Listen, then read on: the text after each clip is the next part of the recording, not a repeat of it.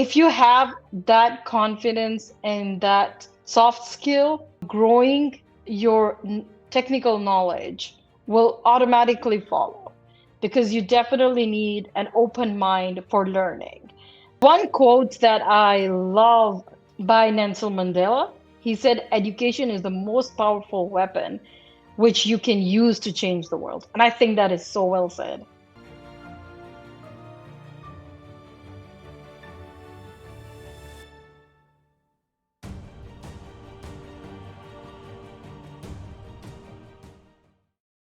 Hey nerds, Monica here. Welcome to the Data Podcast for Nerds, where we get to talk to amazing professionals and ask them all about how they're using data to solve the world's problems. We're highlighting all the tips, tricks, and nerdy fun bits to make you the best data professional you can be. Today with us, we have Arpna Aggarwal. How are you doing today, Arpna? I'm great. How are you, Monica? Thank you for I'm having me on the podcast. Thank you for joining us. It's great to have you here.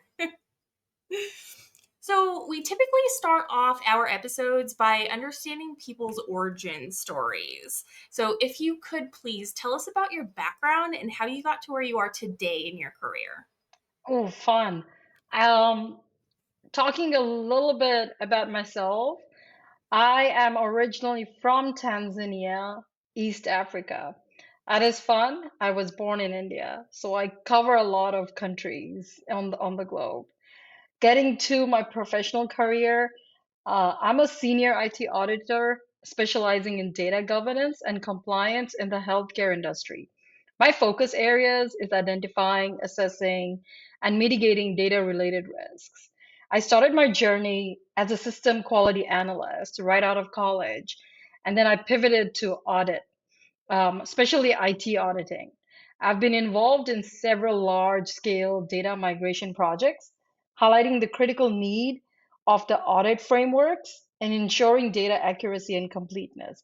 As we know today, data analytics increasingly very fast, and the use of data analytics and data itself used for decision making is amazing. You can see what outcomes it produces. So what excites me more is the intersection of data analytics and IT auditing. So my primary focus is using analytic tools to process large amount of data efficiently, especially faster. Second, I make ensure that data used for anomaly detection and predictive analytics for risk forecasting is accurate and current, not biased. So that's a little bit about my background. That's awesome. What did you do before your first job? What did you go to school for? I went to school for auditing, so more of a financial audit background. Oh, Yes. okay. And just to give you more context, I was in school, I had a very strong mindset that I wanted to become a CPA and be a CFO someday, and had a hard no on IT. So when I graduated, I was like, I don't see the world without IT. So hence that, because I was very strong-headed on the financial accounting, I decided not to take IT classes. Again, saying that there were barely any classes in IT that were preparing for IT audit. Hmm. So I took the world experience, I would say real world experience, by joining a role for SQA, and then slowly built with the educational knowledge, which was like taking CISA, and then moved my way to IT audit. Interesting. So the SQA, that systems quality analysis, is that what you Yes. said? Yes. What exactly is that? So basically, I was part of a company which was doing parcel sorting. And there was a software consulting company that I was helping them to not build the software, but to test the software, to find the flaws in the software, and to give them use cases and produce the data that I was testing from the software on the parcel sorting company machines that and then give them feedback on how they can improve their software. And keeping in mind that these parcel sorting machines were going to different countries around the world. So definitely US, Germany, France. So the data was actually coming from all these different countries. Interesting. Okay. So then you got that IT background, and then you had the schooling background of the audit, and then that led you into the IT Yes. audit mixture. Okay. Very Yes. cool. So currently you are still an IT auditor. What specifically do you do in your current role? So my current role as a senior IT audit, after moving from Big Four, I wouldn't say I had some experience with Big Four. Then I went to my other public accounting, which is BDO, top six, and then I came down to healthcare industry. And I think that is more critical area and critical industry where there's a lot of scrutiny on the compliance. So now in my current role, what I'm doing is using a lot of heavy and confidential patient data to identify and make decisions um, for, let's say, for example, SOX, right? And then testing purposes, patient data, and then like governance frameworks, making sure the applications are in compliant. That's just the two items that I'm working on. And now we're slowly integrating the IA component to the department plus to the organization and make sure we comply with that. What of the projects that you're currently working on, what are your favorite projects to work on? Favorite? I think I have a sweet spot for socks. I think that's just always, I always see myself resorting back to socks. So it's so easy to talk about socks. I think that's because it's just ITGCSE testing, right? Mhm. And but if you think about it in an internal audit platform, it's just I would not say even a 40, 50%, not even 50, I would say 40, 30, 40% of the whole work for in the internal audit department for an IT auditor, more to be more specific.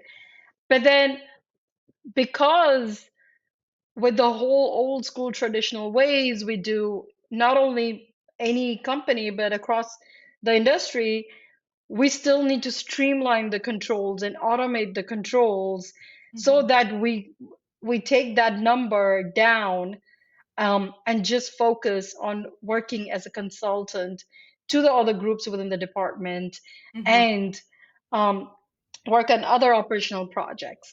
But again, that's an ongoing effort. Not only I see it in different industry. I see it across the whole industry itself that we would like to do it. So that's why my sweet spot is socks. That needs to come down. The number needs to go down in terms of that, and I would like to work more on the operational audits. Yes. That's so funny. I giggle because most auditors, for folks that, aren't as familiar with the audit side, most auditors aren't really big fans of SOX. This is Sarbanes-Oxley. Very regulated industries have to perform a lot of tests in a very manual way, which we are just now trying to automate the process.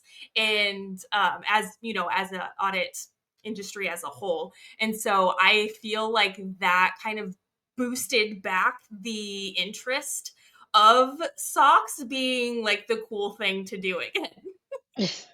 A lot of people there, if you notice, out in the market, there are positions that still require as a SOX auditor with a focus. But I think overall, the mindset should be, and this is my opinion, right, that ITGCSE testing as a SOX IT auditor is a very small piece of the cake. So the I should say skill set should not only be limited to SOX auditing. That's true. So let's talk about skill sets. What are the skills that really help you be a successful IT auditor?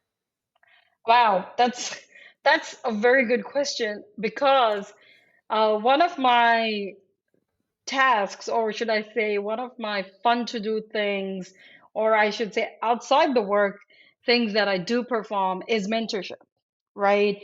And these are students within different countries, especially in the East African region, and some of them around here, which are just recent graduates and which are really like senior in the graduate in schools. They're asking me the same question, and what I really think that we should focus overall is developing skill sets moving towards AI. And I have taken a moment, I think I would say this year. So this year I took a moment and I realized, I said, is it good to be an IT auditor focused? And how will my job, not within my company, but how overall in the industry is revolving? How is the role revolving? What are the requirements of what will be expected from an IT auditor from a senior and above level, right? And how can we prepare these for these roles and these upcoming years? And the first thing that we I understand and I see foresee is it's not only auditing. I think what it is the technical skills, right? We have machine learning. We have which will all fall under artificial intelligence. Yes.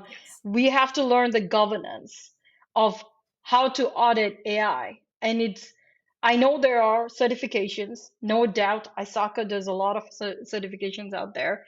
However, but there is a lot of ongoing, continuing ed that a lot of organizations provide that we should focus.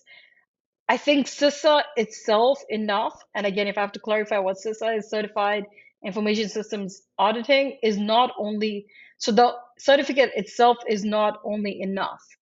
So I think like CISSP, and that would give you more technical background. Secondly, Mhm. I would say again, keeping up with the emerging technology or emerging that is coming out in the market.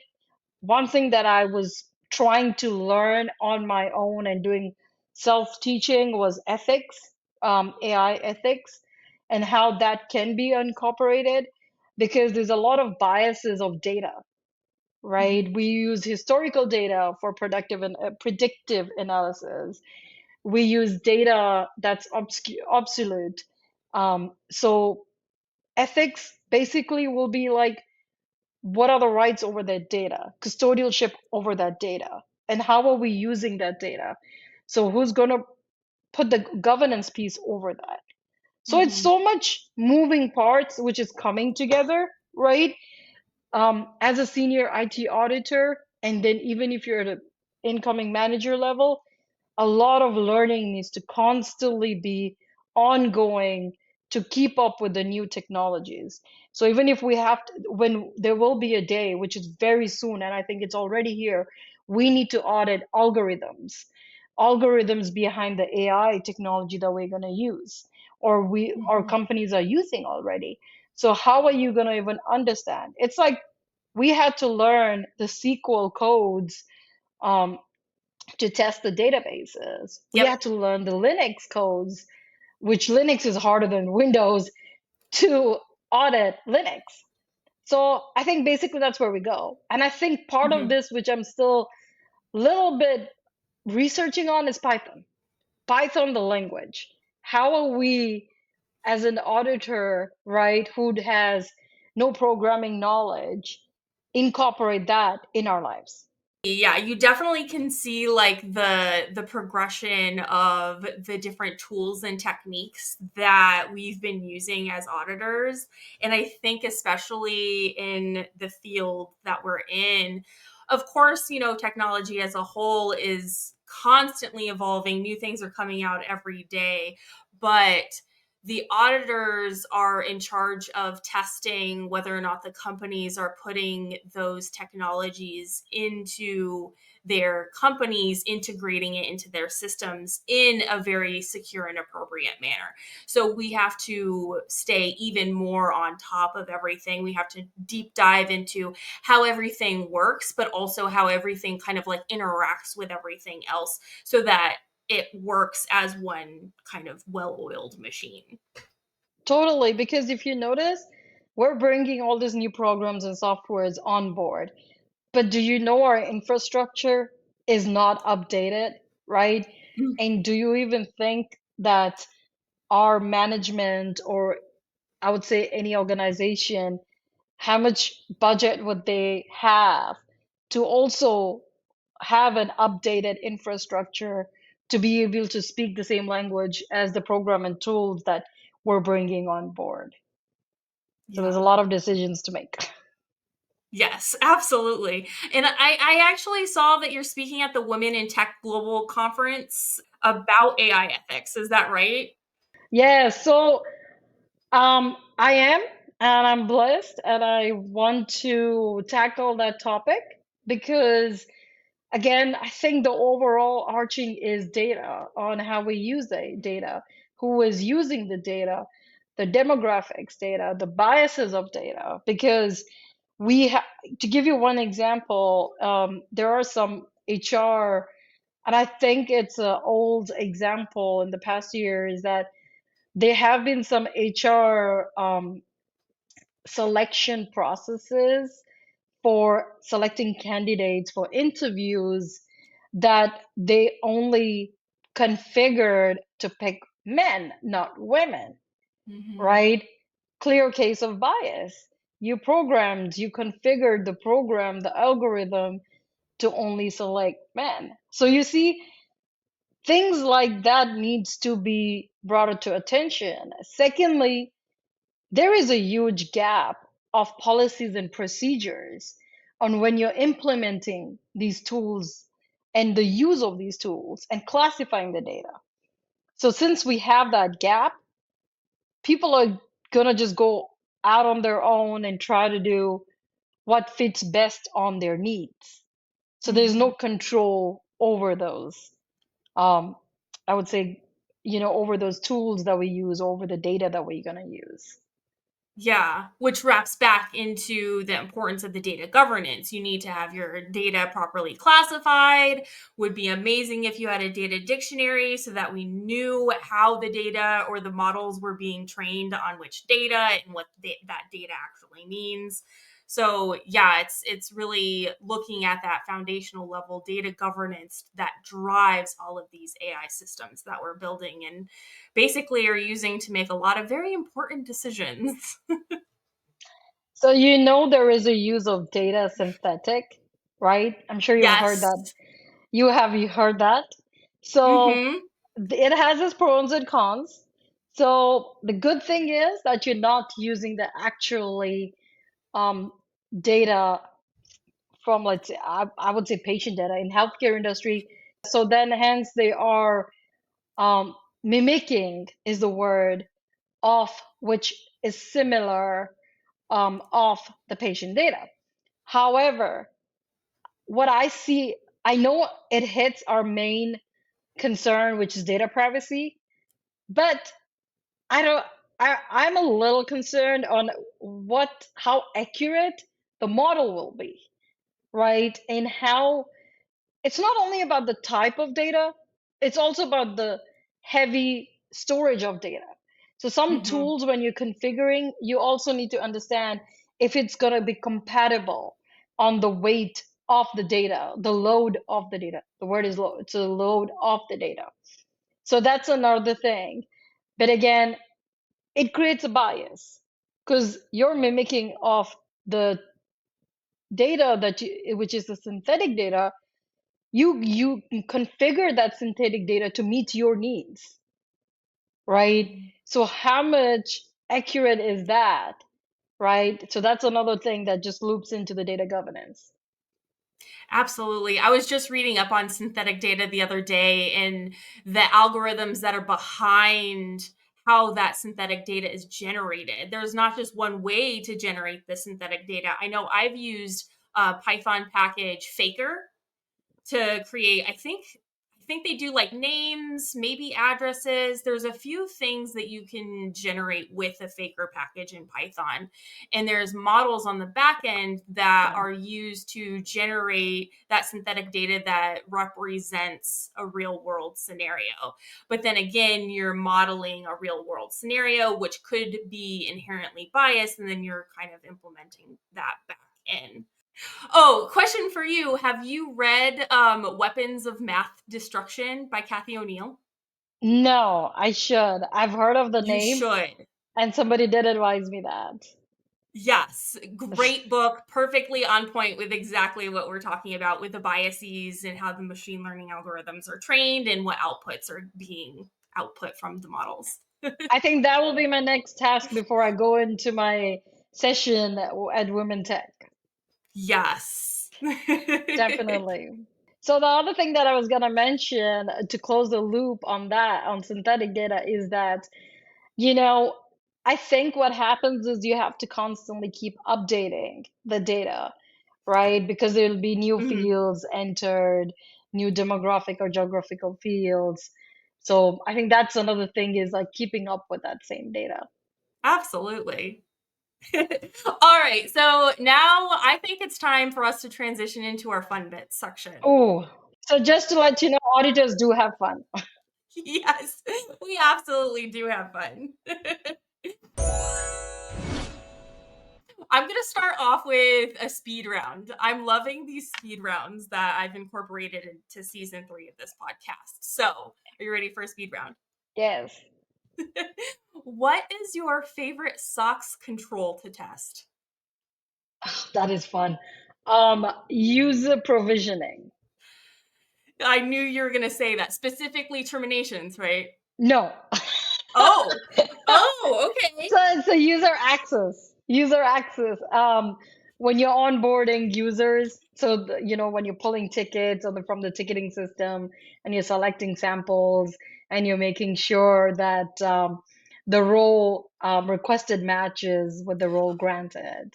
Oh, okay. That's the one. All right, that's a good one. What interesting things have you kind of seen as a trend go wrong in that control testing? I love this one.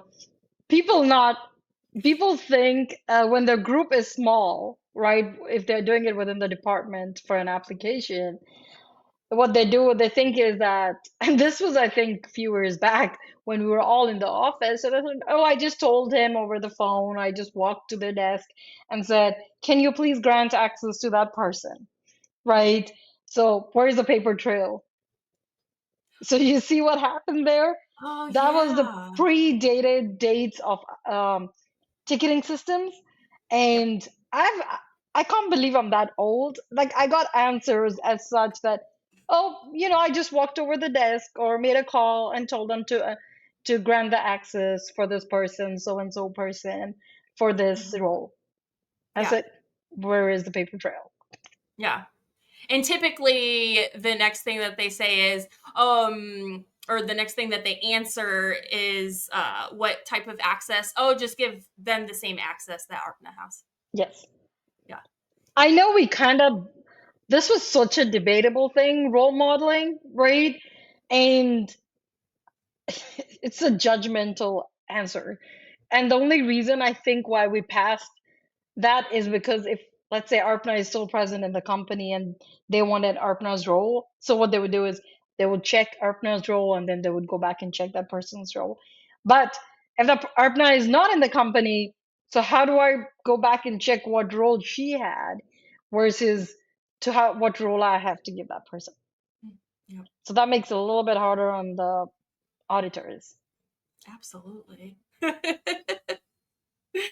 All right, next question. What's your favorite data analytics tool? Oh, do I need to tell that out loud? Alteryx. I literally, before coming for our podcast, I was thinking about idea. Was it idea? I think it was idea, right? that we use in public accounting firms. And That's I'm what like, I used. Yep. I was like, do I still know how to use that tool even now? I mean, I think I would not know how to use the sampling. How do you do the sampling through that tool, right? And I think Alteryx is just magic. It's like that eating chocolate cake, that it just does the work from the input to the output within your formulas and gives you a sample selection. Life would be so beautiful if we had that Alteryx few years back when we started. Yes. I do really appreciate the Alteryx tool. Next question. What's your favorite data visualization tool? Oh wow. I'd say Power BI. I tried to. I've tried to use Tableau and Power BI, and I think Power BI was easy to incorporate and understand. So I think, and it gives a lot of real time, does a lot of real time analysis from different components and different sources. And it's Hmm. very easy to integrate with different platforms to produce the visualizations. So yes, my points are going for Power BI. Yeah. Especially if you're a Microsoft shop, it's absolutely easy to integrate everything. Yeah. So that makes sense. All right. Last question. What is your favorite Gen AI tool? So, and I won't lie about this, I'm such an old school person. It took me this year to start even using those tools. So there were three tools that are similar to ChatGPT, right? To me, what I have knowledge of, ChatGPT, Gemini, right? Hmm. Yep. And then Parexel, oh, I could not pronounce that. I don't think I've used that one. You should definitely use that. I've used all three. I bet, and there is Envision. That's very similar to ChatGPT. So I'll take my words back. I have used all of them. So I go back and put my question or answer in one, and then I do a comparison in all of them. Whichever gives me the best results, I love that one Okay. more. And I think what the right now, all three are hitting my charts. But Okay. when we talk about biases and we talk about data, when I was doing a search engine in one of them and on Tanzania and Africa, something I needed to know about, AI in Africa or cybersecurity in AI in Africa or Tanzania, it didn't give me any response back. So that's Interesting. why I like playing with all four at the same time if I'm looking up something, and you should see the results. It's crazy. And Gemini has been doing a very funny thing, which I really find it funny, is that so if you're working on a task and then you frame it in different ways, that same question, right? It will start building you a Canva. So it will start building you a document, and it will actually start populating in a different paragraph and combining that. Let's say IT auditor, what does an IT auditor do? Okay, then how does IT auditor use data? So they'll combine both of them and put it in a word running document and build you a whole one document. That was Interesting. surprisingly that I learned this week. That's interesting. Yes, definitely try that. So what types of projects are you using or tasks that you're using in Gen AI tools? Wow. So what I do is a lot of research work, like writing papers, writing articles. And again, that varies what type of article I'm writing. So I would go to that platform.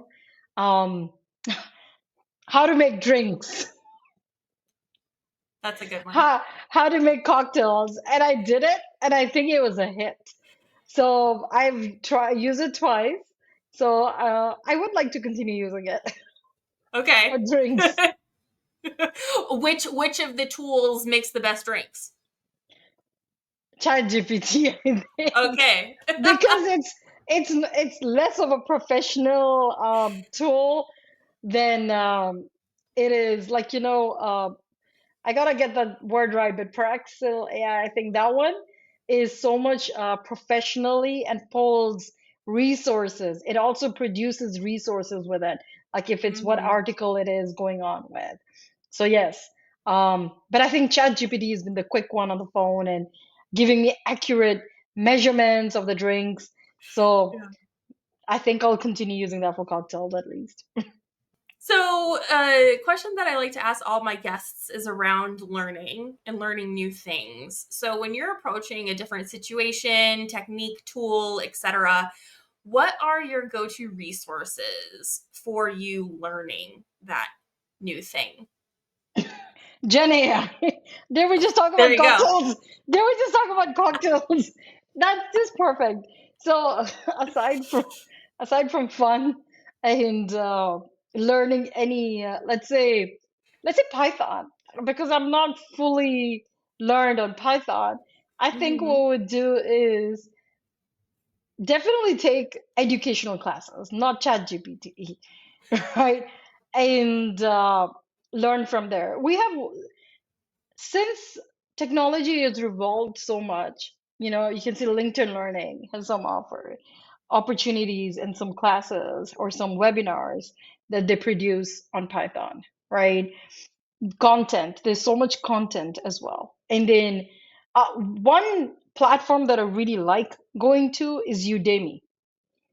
It has, and I literally convinced one of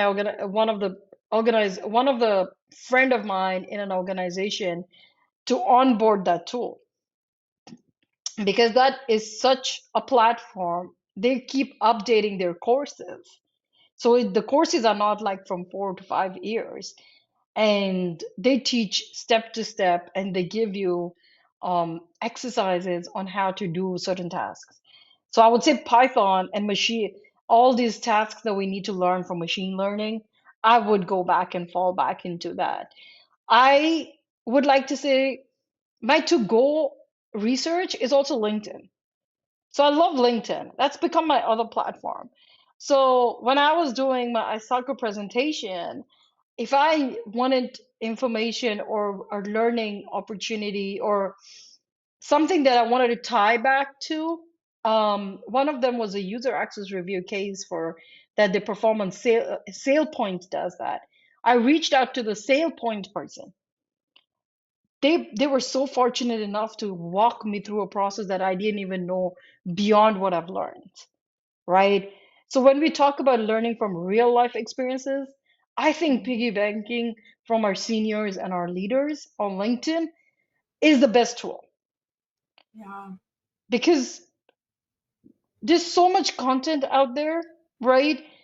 In ChatGPT, on Udemy, on the tools, which either is outdated or we don't know which has the real value on it. Hmm. So it becomes very important to choose the right tool or right course to learn from. Yeah. Yeah, and then getting the perspectives of the people that have actually already used those tools and techniques, and they're sharing what works, what doesn't work, in what situations you should be using which tools and techniques. So having that perspective really helps. True. I want to give you another example. I'm a founding member in internal audit collective, right? And initially when we started, which I definitely want to take zero credit on this one. It was Tom Morelli who started. He used to work in audit board. Definitely want to give him full credit. He's grown so much since he started. And we anything to help him. So that collective is a community of not only socks, which initially started from socks, is now grown to different AI analytic tools, right? And if I need to know something or if I need to ask somebody, especially like let's say scoping of SOX testing, because that's an upcoming planning where everybody's in the planning phase now. So I would reach out to one person or a particular, put it on the form, and people would respond with their experiences and what has worked best and what has not, what is tested and tried and didn't work. Mhm. So I think collective communities are a very good has a very success rate. Absolutely, I agree. So, do you have any final recommendations or words of encouragement for folks out there that are interested in learning more about how to get into an IT audit career? Um, what I would say, right, and I think I'm gonna piggyback off what one of my regional partners had told me this way back when he was recruiting me for my auditing, public accounting, and he said, and I think that just recited with me very well, is that I can always train you on auditing and technical skills. You can always grow on that, right? You can build upon that.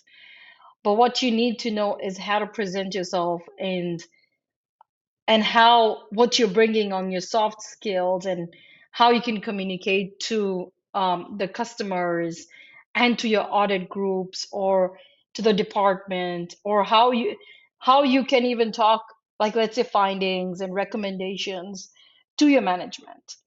If you have that confidence and that soft skill, right, growing your technical knowledge and learning will automatically follow, because you definitely need an open mind for learning, because the AI has literally overtook us. I keep saying is where it's here, I think it's already back. Like, it's already, like, we need to run behind it to chase it. So we need to keep up with the emerging technologies. We need to we need to keep up what the market is saying, the industry, that what is working best, what are the challenges we're facing.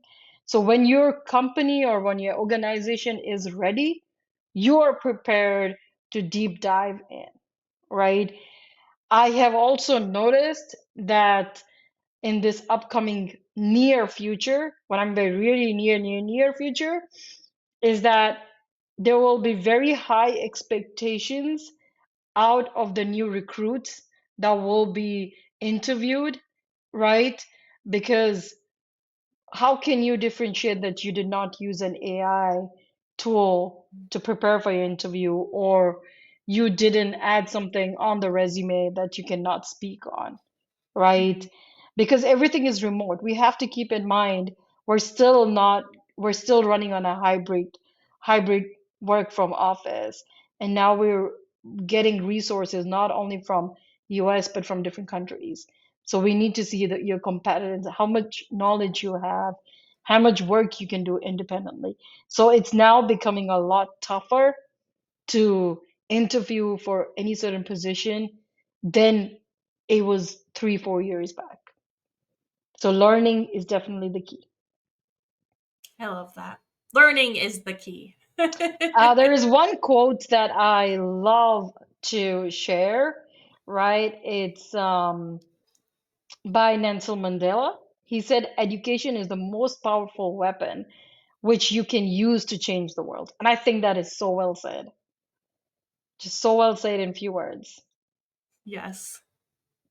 That is a great ending note. And I thank you so much, Arpna, for coming on the show with us. If any of the audience members have questions for you, where can they find and or follow you? LinkedIn. I am so active on LinkedIn. I'm not even on social media. Dropped out. I'm not on Instagram anymore. I completely dropped out Facebook. LinkedIn is my new social media tool. Amazing. LinkedIn's amazing. LinkedIn is amazing. Well, Ah, thank you again, Arpna. And as always, folks, happy learning. thank you. Bye. Thank you for listening to this episode of the Data Podcast for Nerds. Please don't forget to like and subscribe. Also, if you want to transition your career and become a data professional, follow me on LinkedIn for even more tips, tricks, and nerdy fun bits.